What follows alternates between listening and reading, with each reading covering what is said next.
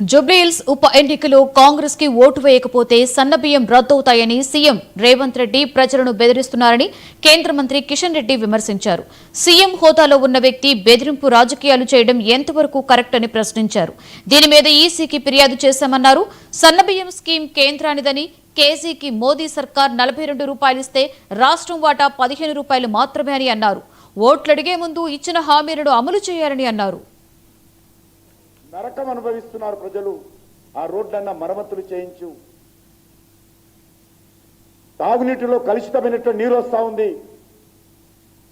కనీసం తాగునీరైనా స్వచ్ఛంగా ఇవ్వాలి. గతంలో కేసీఆర్ ఏమీ చేయలేదు జూబ్లీహిల్స్ కు. మీ 2 సంవత్సరాలుగా మీరు ఏమీ చేయలేదు.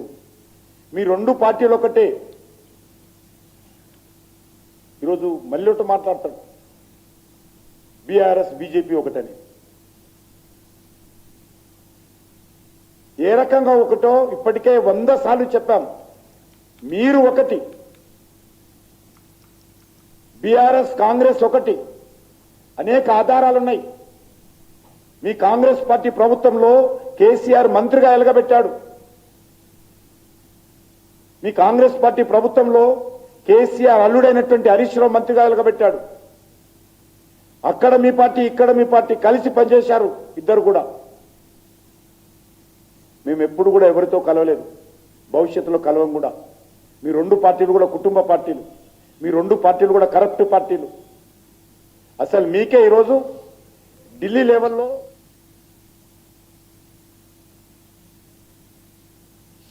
సీఎం